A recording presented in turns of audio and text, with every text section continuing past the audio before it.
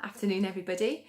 I've just come home from doing my weekly shop, and I thought I would go through some of the things that I buy on a fairly regular basis in the UK. Been to Lidl today, so you should be able to recognise some of the products I've got, and it should be able to give you some ideas about the sort of things that you find in a ketogenic basket, I guess. First of all, there's loads of other videos on the channel. So if you really like your keto stuff and you're maybe living in the UK or looking for some information about the keto lifestyle, then please subscribe. And if you press the little bell, which is the notification button, then it will let you know as soon as I put something new on. So please do that as well. So I'm going to just dive straight into some of the things that I've bought. I'm going to start with the protein and the meat that we've bought. One of my favourite things to buy in Lidl is the outdoor bred British pork sausages. Fantastic to find free range pork. Not all pork is free range. What you'll see is it's gluten free as well. 95% pork, really low carb. Good quality sausages, so easy and versatile for family meals. Kids love it, and really easy to use. So I would definitely, if you are heading to Lidl, pop these bad boys in your trolley because they are fantastic. Next thing, chicken thighs. Again, really useful. Great for curries, great for just roasting. Can be eaten cold or hot. You can take the skins off, you can leave the skins on, all sorts of things to do with chicken thighs. But the reason I buy chicken thighs, not chicken breast, is that fat to protein ratio, which you're looking for in a ketogenic diet. You're always looking to buy protein and cuts of meat, whereas there's a high fat content, because what that will do is give you that ratio of 75 to 80% fat and that 15 to 20% protein. So that's what you're looking for there. Bacon, I always buy big packs of unsmoked bacon. Not a fan of the smoked stuff, and I always think that, you know, the less chemicals that you can put on your meat, the better. So we've just got some a big pack here of back bacon rashers, and as you can see, they've got nice fat marbling all the way through, so really happy with those. Pork belly steaks. These are my absolute number one favourite thing to have for lunch. They give a fantastic boost of protein and a boost of fat right in the middle of the day to get you through the rest of the day. So one of the things that I use a lot in my meal preps in terms of my own lunches is belly pork. Fantastic stuff. Again, really versatile. You can flavour it up however you like and it will go with pretty much everything. So we've got some of those. We've got some beef steaks. Now these are far more lean than I would like. However, they were half the price of the fatty steaks that I actually wanted to buy. So I just made the decision that I'm just going to absolutely cover them in butter and they'll be fine. So yeah, so a little bit lean really for my liking. There's only a little bit of visible fat on here. So would like far fattier steak. However, budget at the moment does not go to massive ribeye steaks that I would love to buy. Maybe one day. Okie dokie. So, chicken drumsticks, again, a fattier cut of the chicken with plenty of skin and fat in the meat. So again, really versatile for families. Kids love them. Flavour them up however you like. Really good for lunches because obviously you can roast them all and then keep them chilled for quick snacks, lunches, things like that. So again, really versatile and something that I quite frequently put in the shopping basket. Okay, we'll move on now to some of the seafood I bought. I try to eat oily fish, or at least seafood, 2 to 3 times a week. What that means is I love my omega-3, trying to get as much omega-3 fats into my body as I possibly can to protect my heart and to help me, you know, get a bit clearer of brain. So I've got some ready to eat peppered smoked mackerel fillets. Yes, they're not a natural whole food in a way. There are some additives in here. However, this is a hugely easy way for me to get in my oily fish. Because all I need to do is open the packet and put these on a salad. Now, for anyone who's not a great cook, and I put myself amongst that number, one or two things like this in the week can be an absolute lifesaver. Of course, a fresh salmon that hadn't been processed or had any additives would be fantastic. However, didn't have any of them in Lidl anyway, but also I get told off for having things like that in my fridge because it stinks.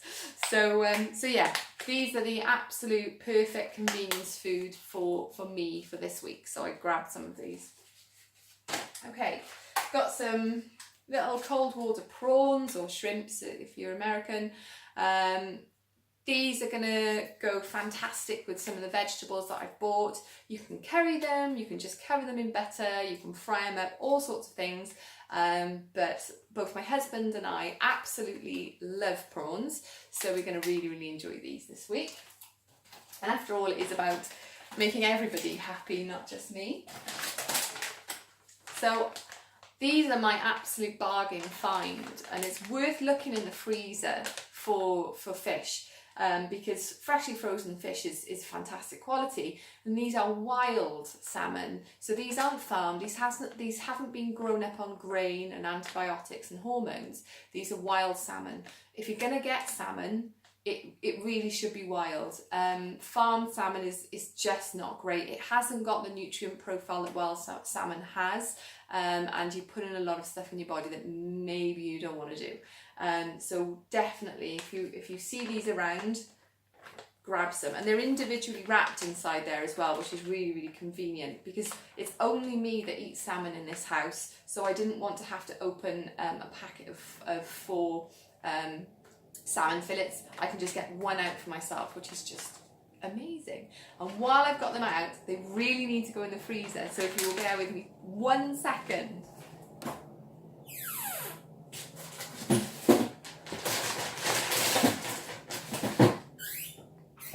Okay, they're now in the freezer, and I was wondering then how long I could keep them out, but they've already been in the car, and I wanted to get them in the freezer as soon as I could.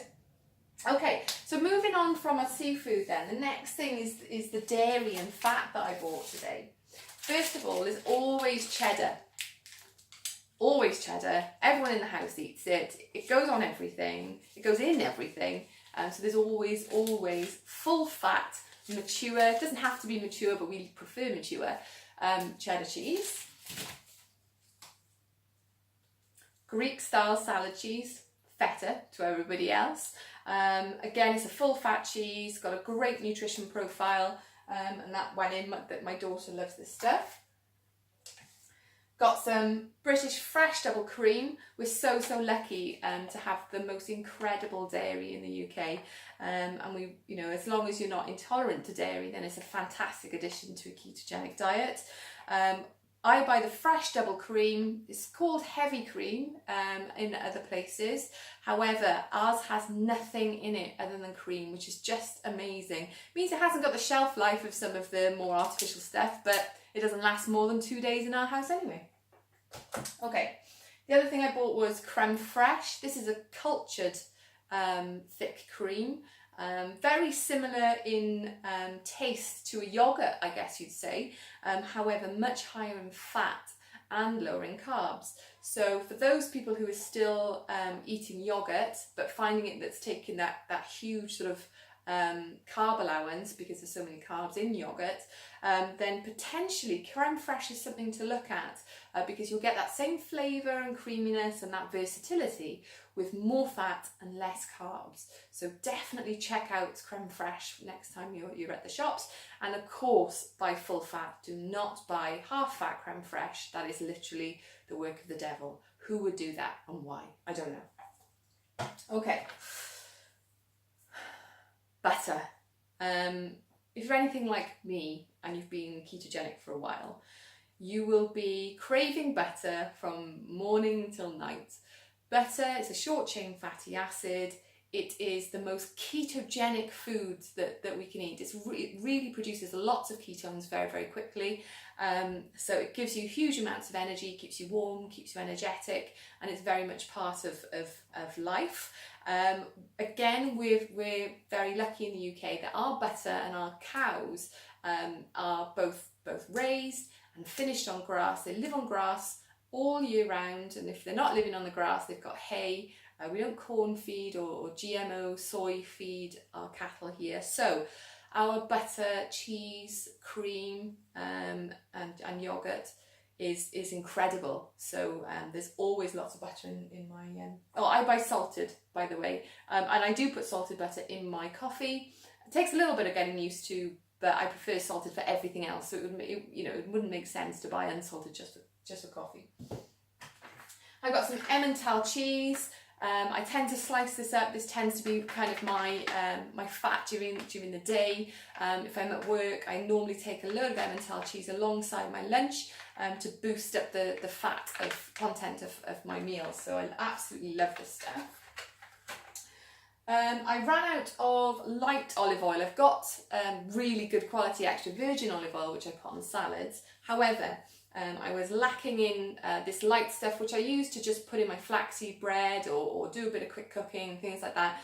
So I bought some of this today because it's for things where I don't really taste it anyway. Where I'm doing my salad dressings, where the taste of the olive oil is very much part of it, then I use my extra virgin olive oil, which is 4 or 5 times the price. So obviously I don't cook with that stuff. Okie dokie. Some of the veg then, onions, they're not great in the first week when we're trying to hit ketosis. However, after that, you start to use a lot of onions in different recipes, and it's all just about moderation. But still, we still go through about 4 a week in this house. Cucumber doesn't need much introduction really. One of the keto-friendly fruits. Great for snacking, great for salads, and just a great all-rounder. Okay.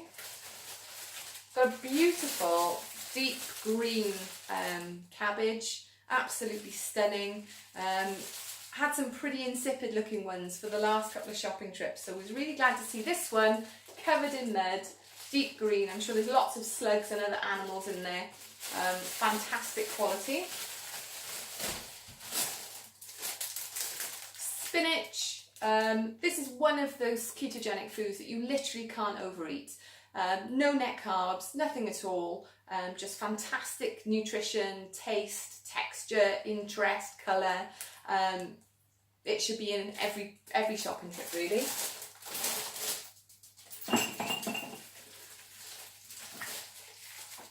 Celery.